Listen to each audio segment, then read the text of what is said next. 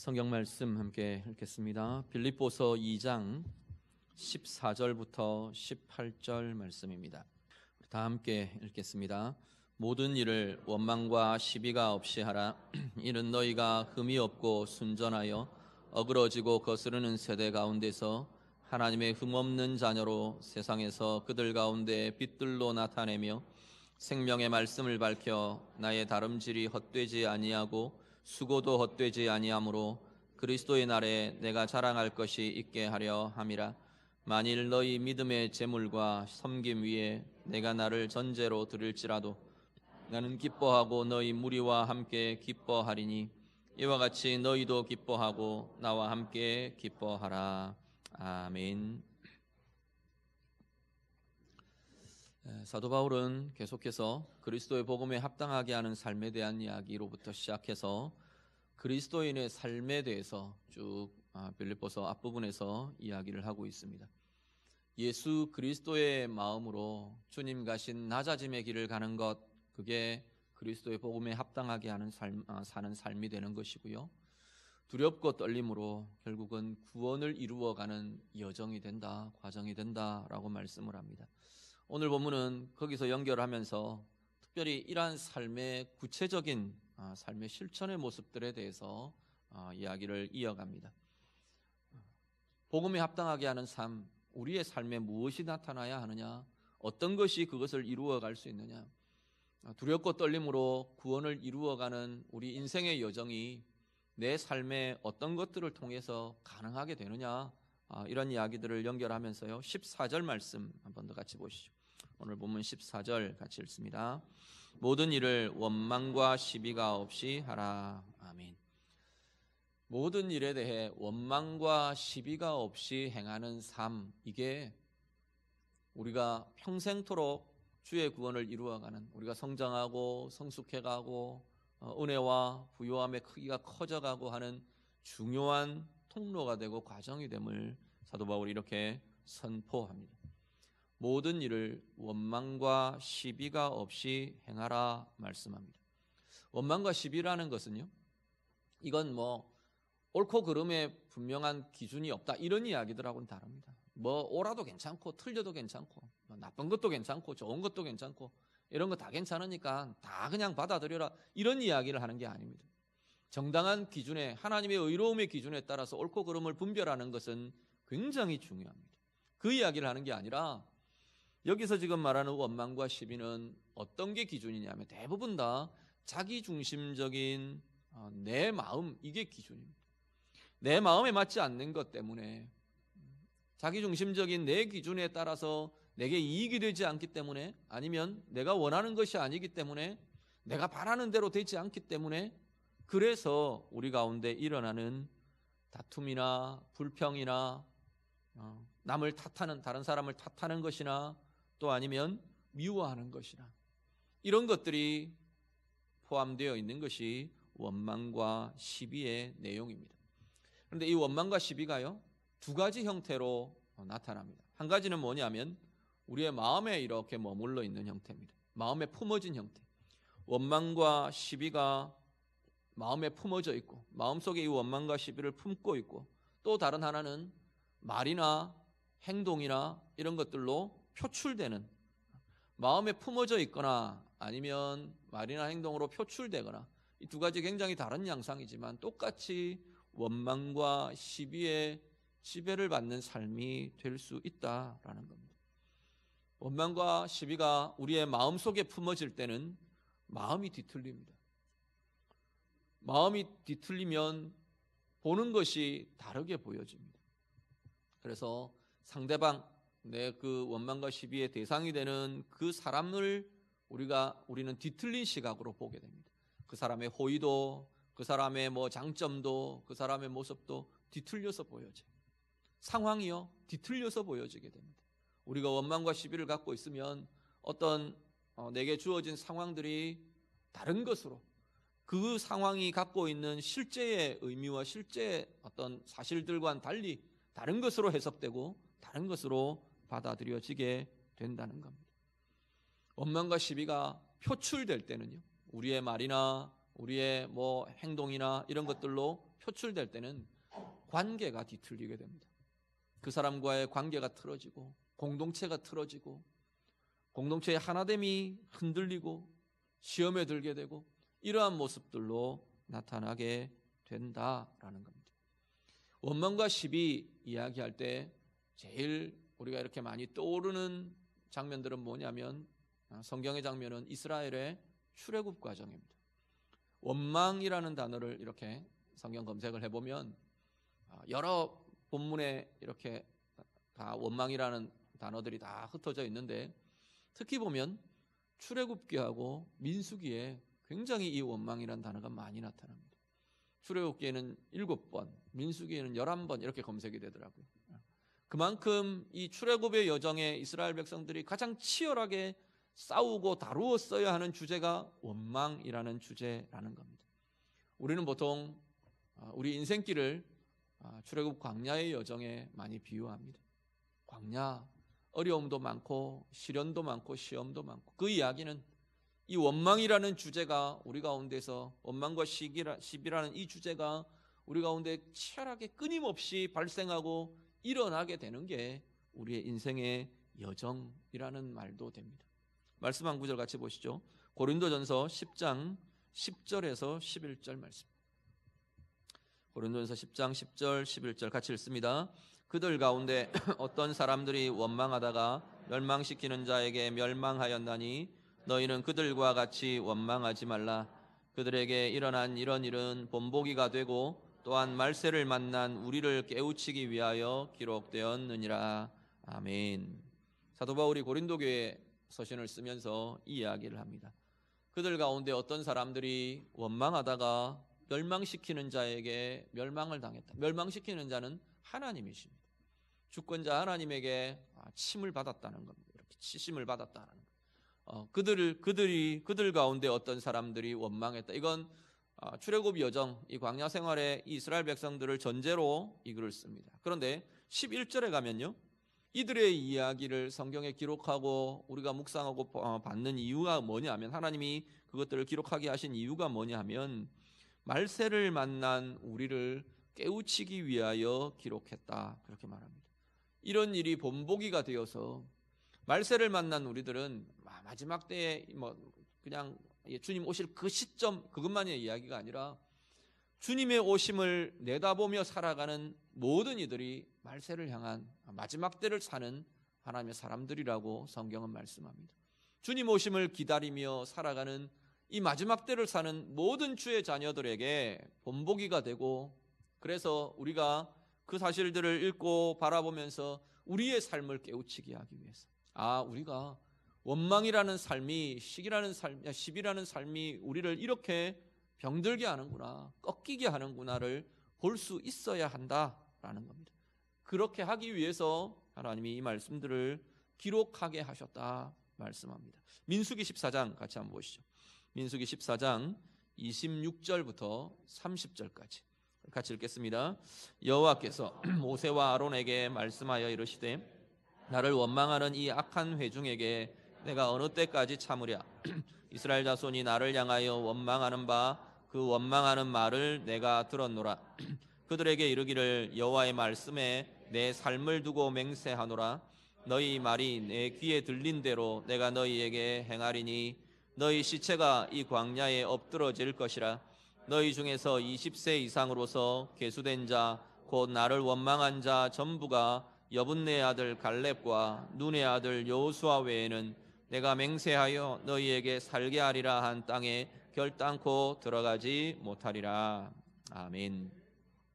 민수기 14장, 지금 이 상황의 배경은 가데스 바네아라는 곳입니다. 가데스 바네아는 이스라엘 백성들이 이제 애굽에서 출발해서 홍해를 건너고 시내 광야를 건너고 그렇게 쭉 통과해서 시내산에 1년 동안 머물면서 하나님께 주시는 율법과 말씀들, 또 이렇게 성막의 설계 이런 걸 다 받았어요. 그리고 이제 가나안으로 올라가자. 그리고 도착한 곳이 지금 가데스 바네아입니다. 가데스 바네아는 위치상으로 가나안 땅 맨 남단 끝에 있어요. 그래서 여기서부터 이제는 북쪽으로 진군하면 가나안 땅, 하나님의 약속의 땅으로 치고 들어가게 되는 겁니다. 그곳에 서서 이스라엘 백성들이 정탐꾼을 각 지파에 한 사람씩 12명의 정탐꾼을 이 가나안 땅에 보냅니다. 돌아와서 보고를 들었어요. 10명은 한결같이 또 땅 좋은 땅이더라, 열매가 봐라, 이런 열매가 맺히더라. 그런데 그 땅 백성들은 다 거인들이더라, 다 전쟁에 능한 전사들이더라. 우리가 올라가면 그들한테 죽는다. 우리가 아무리 봐도 그들 앞에 우리는 메뚜기 같이 보이더라. 그러고 보고를 합니다. 보고를 들은 이스라엘 백성들이 전부 다 통곡을 합니다. 모세를 원망하고 아론을 원망하고 하나님을 원망하며 우리가 다 이곳에서 죽게 되었다 원망을 합니다. 그 원망의 소리를 들으신 하나님이 지금 이 말씀을 모세와 아론을 통해서 이스라엘에게 지금 주고 계십니다. 하나님 뭐라 그러시냐면 내가 너희 소리를 다 들었다 그랬어요. 그 원망의 소리들을 내가 다 들었다. 그러면서 뭐라고 말씀하시냐면 내 귀에 들린 대로 내가 너희에게 행하겠다 하나님 말씀하십니다. 내 귀에 들린 건 뭔데요? 하나님 귀에 들린 게 뭔데요? 우리가 이 광야에서 다 죽게 되었노라. 하나님이 우리를 잘 살고 있는 애굽에서 끌어내서 이 광야에서 다 죽게 하려고 이 광야로 몰아내셨나 보다. 우리가 다 이곳에서 죽게 되었다. 그 들린 그 말대로 너희 입에서 나온 말 그대로 원망의 말대로 내가 행하겠다 하나님 말씀하십니다. 말씀 한 구절을 더 보시죠. 잠언 19장 3절 말씀. 잠언 19장 3절 말씀 같이 읽습니다. 사람이 미련함으로 자기 길을 굽게 하고 마음으로 여호와를 원망하느니라. 아멘. 성경엔 계속 이 원망과 시비와 뭐가 계속 자꾸만 매치가 되느냐면 굽어지는 것, 왜곡되는 것, 뒤틀리는 것, 이런 것이 계속 연결되어서 이야기됩니다. 다르게 말하면요, 원망은 우리의 시선과 마음과 삶을 뒤튼대, 이렇게 왜곡되게 한다, 굽어지게 한대요. 결과는 뭐냐면 우리의 인생이 굽어진답니다. 인생이 뒤틀린답니다. 이스라엘 백성들이요, 이 지금 출애굽 과정에 서 있는 이스라엘 백성들의 하나님의 계획과 하나님의 이끄심은 뭐냐면 이들이 그대로 이제 올라가서 진군해서 가나안 땅을 차지하고 승리하고 정복하고 하나님의 거룩과 하나님의 영광을 나타내는 땅으로, 민족으로 세워지는 것, 번성하고 그야말로 젖과 꿀이 흐르는 땅에서 하나님의 약속과 복들을 누리며 살게 하시는 것, 이게 이스라엘 백성을 향한 하나님의 계획이고, 그 계획대로라면 이스라엘 백성들 앞에 놓여 있는 건 지금 그 길이 놓여 있는 겁니다. 그런데 원망과 시비가 이 길을 굽어지게 해버립니다. 먼저 그들의 마음이 굽어졌어요. 마음이 뒤틀렸어요. 눈이 뒤틀렸어요. 그래서 하나님을 하나님으로, 의로운 하나님으로 대하며 보지를 못합니다. 원망이 일어나니까 하나님이 우리를 애굽에서 끌어내서 여기서 죽게 하신다. 하나님 뭐하러 그런 짓을 하시겠어요? 하나님을 향한 시선이 굽어져 버립니다. 사람을 향해 시선이 굽어집니다. 모세를 향해, 아론을 향해, 정당하게 보고하는 갈렙과 여호수아를 향해 공격과 원망의 화살들이 막 쏟아집니다. 뒤틀려 버렸어요. 관계도 뒤틀렸고 공동체도 뒤틀려 버렸어요. 중요한 건 그 앞에 놓여 있는 자신들이 나아갈 인생의 길이 뒤틀려 버립니다. 복으로, 영광으로, 번성으로, 약속의 증거로 그렇게 나아갈 그들의 앞에 놓여 있던 인생의 걸음이 뒤틀려서 죽음으로 빠져들어갑니다. 하나님, 너희가 한 말 그대로 이루어지게 하겠다.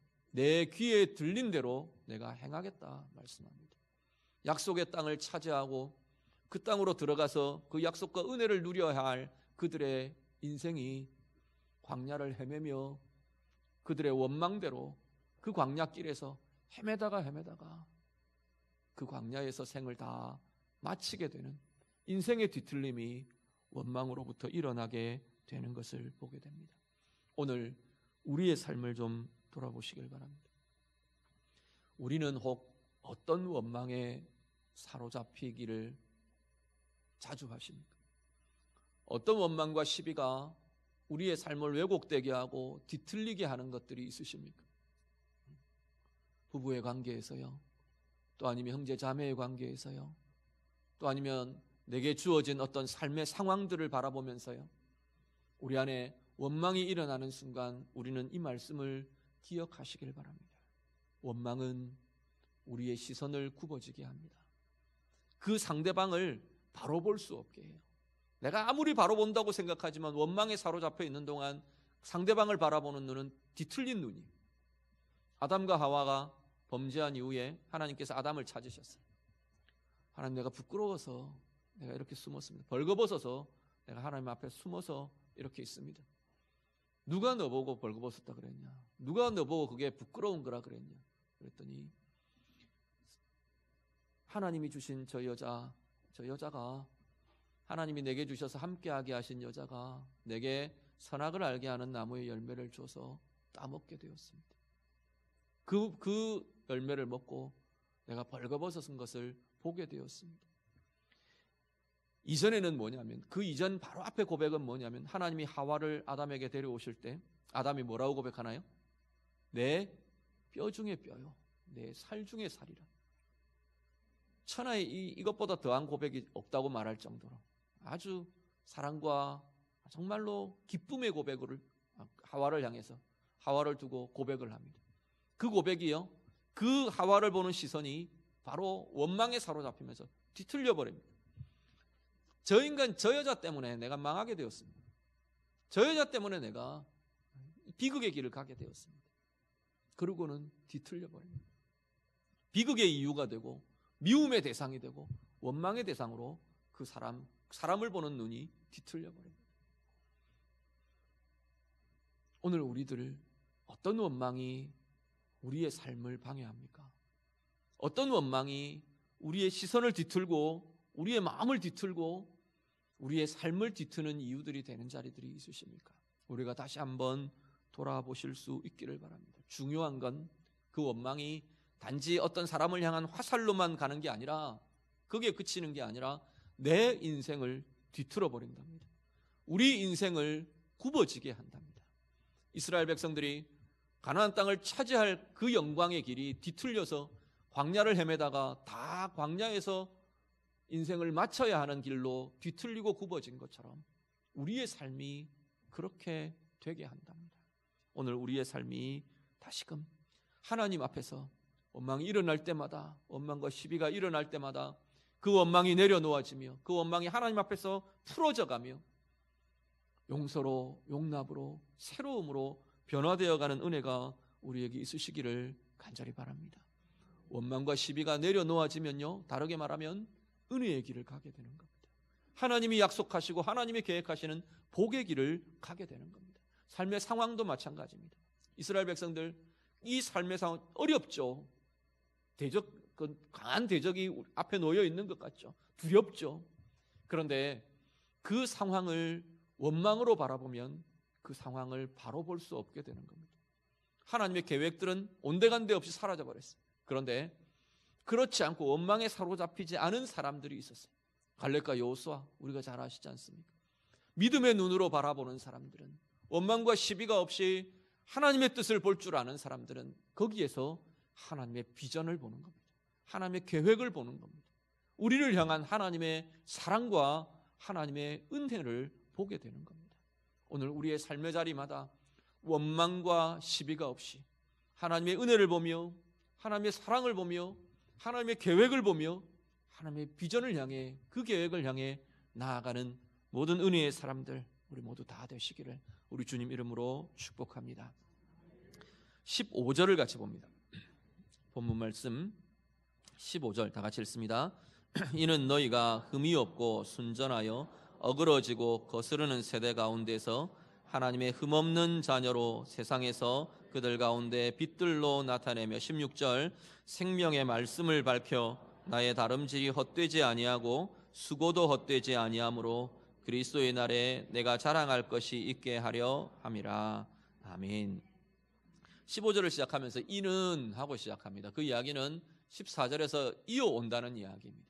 모든 일을 원망과 시비가 없이 하라. 그러면 이렇게 보셔도 될 겁니다. 그러면 어떻게 되느냐 하면 너희가 흠이 없고 순전하여서 이 세대 가운데에서 빛들로 나타나게 될 것이다. 사도 바울이 그렇게 선언을 합니다. 사도 바울은 그리스도인의 삶을 빛의 삶이라고 부릅니다. 그런데 이 원망과 시비라는 것이 빛을 덮어버리는, 가리는 역할을 합니다.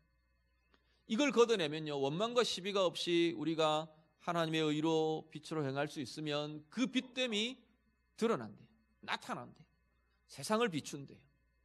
먼저 전제는 뭐냐면 이 세대에 대한 이야기를 합니다. 이 세대를 어그러지고 거스르는 세대라고 부릅니다.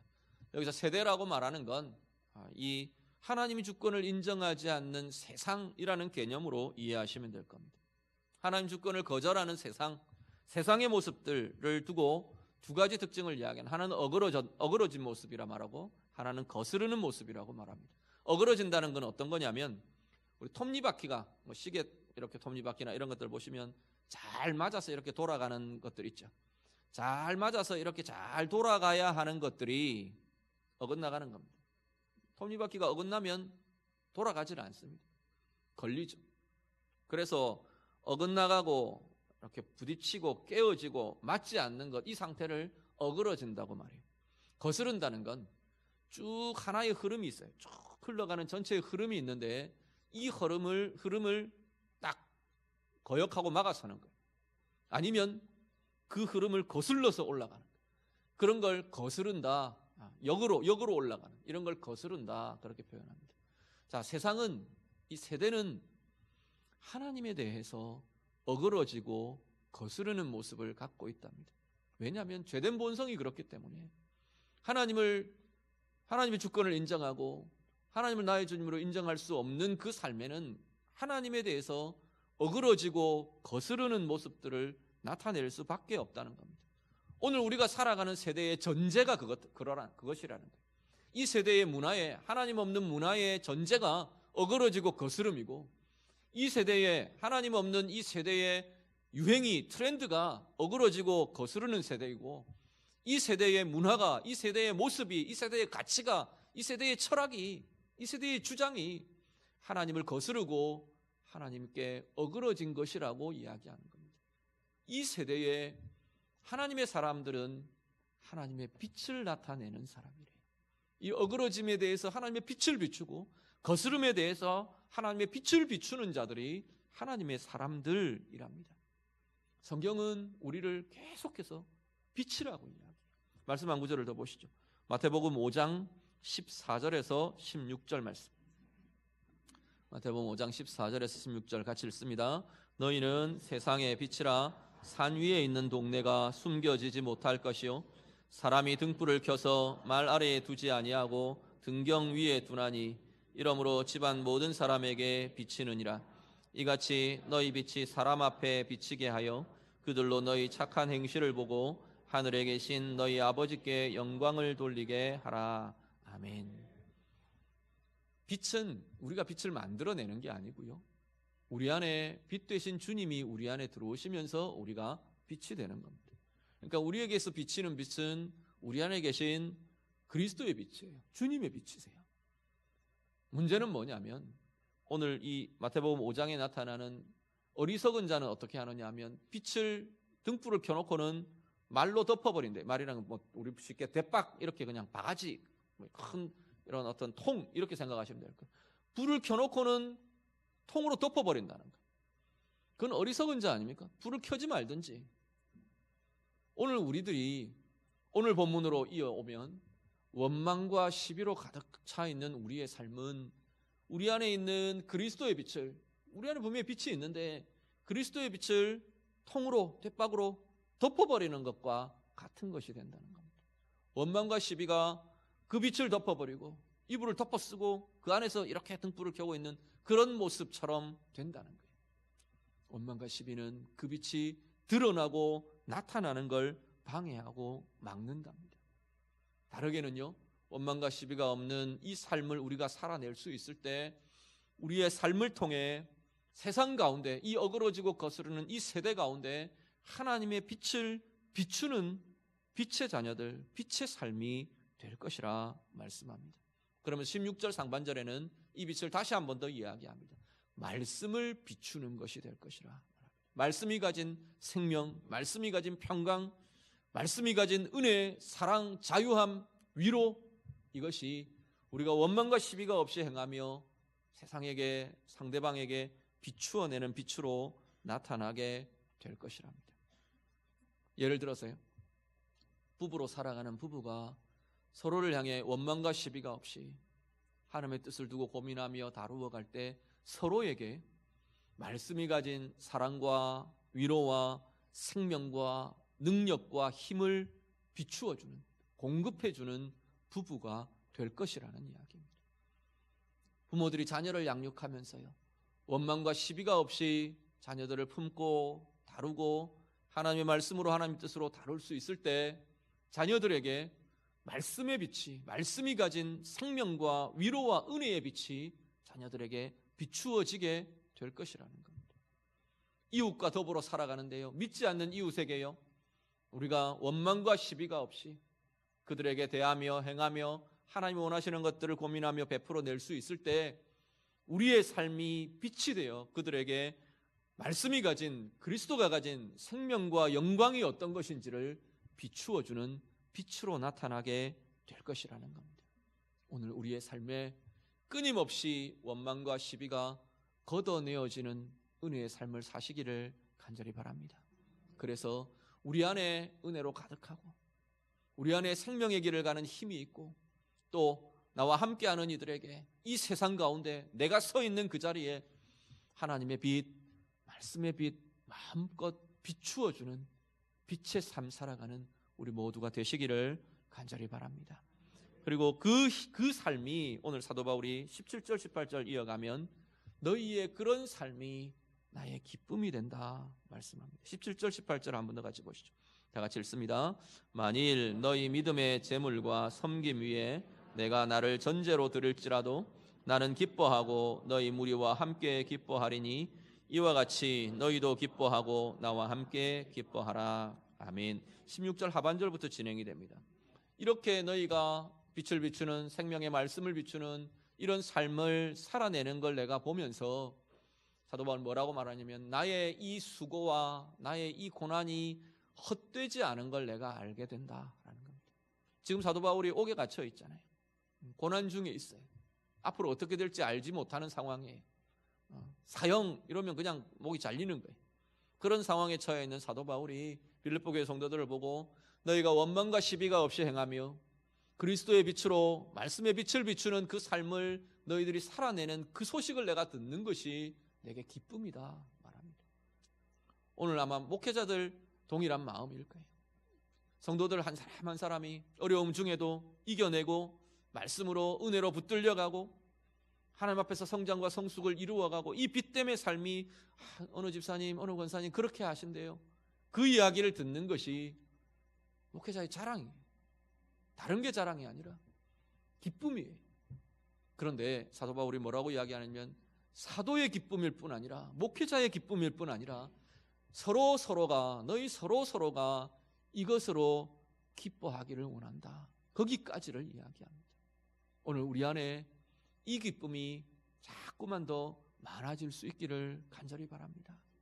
부부가요, 남편을 바라보면서 남편의 삶에 원망과 시비가 없이 이런 삶이 조금씩 더 자라가는 걸 보며 아내가 기뻐하고 아내의 그 모습을 보며 남편이 기뻐하고 자녀들의 그 삶을 보며 부모들이 기쁨이 되고 자랑이 되고 우리 지체들 서로가 어느 집사님이 그렇대요, 어느 장로님이 그렇대요, 권사님 그렇대요, 누가 그러시대요. 그 이야기를 들으면서 내일처럼 기뻐하고 감사하고 우리 교회는 이런 사람이 많아요. 한 사람 한 사람 이런 힘들이 있어요. 이게 우리의 자랑이 되고 하나님 앞에 참된 이 기쁨들이 서로 커져가고 서로 풍성해져가고 서로에게 그 기쁨의 이유가 되어주는 은혜의 삶을 사는 우리 모두가 다 되시기를 우리 주님 이름으로 축복합니다. 기도하겠습니다. 말씀으로 함께 기도합니다. 오늘 우리 자신을 좀 돌아보면서 내게는 어떤 원망이 뿌리 깊게 자꾸만 나를 건드리나 돌아보며 한번 좀 기도하시면 좋겠습니다. 문득 불쑥 내게서 일어나는 원망과 시비의 자리들 하나님 앞에 좀 고백하며 일단 잘못 내려놓고요, 보통 다 원망과 시비는 상대방의 잘못으로부터 시작됐다는 생각들이 다 듭니다. 그럼에도 불구하고 내려놓으라고 지금 이야기하는 거예요. 다 양보해서 100% 상대방이 잘못해서 내게서부터 원망이 일어났어요. 그렇다 해도 원망과 시비는 내 인생을 뒤틀리게 한대요. 내 영혼을 뒤틀리게 하고, 내 마음을 뒤틀리게 하고, 내 눈을 뒤틀리게 하고, 내 인생을 뒤틀리게 한답니다. 하나님 앞에서 하나님, 이건 내려놓습니다. 우리 좀 기도하시면 좋겠습니다. 혹시 해묵은 원망과 시비가 있다면 이 시간에 다시 한번 결단하며 하나님, 이건 내가 하나님 앞에서 풀어갑니다. 하나님 앞에서 내려놓기를 원합니다. 하나님, 다시금 은혜의 길로, 이것이 나의 빚됨을 가리지 못하고, 이것이 나의 은혜를 덮지 못하고, 나의 하나님의 비전과 하나님의 계획을 뒤틀리게 하지 못하도록 하나님, 나를 새롭게 해주십시오. 우리 좀 기도하시면 좋겠습니다. 그래서 정말 빛을 비추는 삶, 말씀을 비추는 삶, 우리 안에 끊임없이 일어나는 기쁨의 삶, 서로에게 기쁨의 이유가 되어주는 삶, 하나님, 내가 살아가기를 원합니다. 우리 같이 기도하겠습니다. 기도드립니다. 하나님 아버지, 오늘 우리 안에 우리를 뒤틀고 우리를 왜곡시키고 우리를 삐뚤어지게 하는, 우리를 굽어지게 하는 원망과 시비를 하나님 앞에 내어놓으며 간구하며 기도합니다. 성도들의 마음과 성도들의 영혼과 성도들의 삶과 성도들의 가정을 주님께서 붙드시고 하나님, 새롭게 하여 주시옵소서. 우리의 삶이 결단코 하나님 원망으로 시비로 굽어지지 않도록, 뒤틀리지 않도록 하나님, 우리를 도우시고 인도하여 주시옵소서. 원망과 시비 때문에 굽어진 시선으로 상대방을 보지 않게 하시고, 굽어진 시선으로 하나님이 주신 상황들을 바라보며 하나님, 우리의 인생이 뒤틀리는 길을 가지 않도록 하나님, 우리를 도우시고 인도하여 주시옵소서. 하나님 앞에 원망이 내려놓아지고 시비가 내려놓아지고 하나님, 우리들 가운데 있는 아버지 하나님, 모든 우리를 누르고 묶는 원망들이 하나님 떠나가고 깨어지게 하셔서 참으로 하나님, 은혜의 길을 가며 하나님, 진리의 길을 가며 빛의 길을 가며 사람들에게 빛을 비추고 하나님의 말씀을 비추고 생명을 비추는 은혜의 삶들 살아내도록 하나님 인도하여 주시옵소서. 서로에게 이 모습이 커져가고 자라가는 그것이 우리의 기쁨이 되게 하시고 서로에게 기쁨의 이유가 되어주는 은혜의 삶 살아가게 하여 주시옵소서. 주님, 우리를 붙들어 주시옵소서. 하나님 아버지, 오늘도 우리 가운데 불쑥불쑥 일어나는 원망과 시비를 주님 앞에 내어놓습니다. 하나님, 해묵은 원망들이 있습니까? 우리를 묶고 우리를 뒤틀고 우리의 시선이 뒤틀리고 마음이 뒤틀리고 우리의 인생을 뒤틀리게 하는 하나님 원망이 우리에게 사로잡혀 있는 자리들은 없습니까? 하나님 앞에 내어드리며 고백하는 모든 성도들마다 이것에서 노연하는 은혜의 역사들이 있도록 하나님 인도해 주시옵소서. 원망과 시비 때문에 하나님이 우리의 인생을 그토록 아름답게 귀하게 설계하고 이끄시는 그것이 뒤틀리고 왜곡되지 않도록 하나님 인도하여 주시옵소서.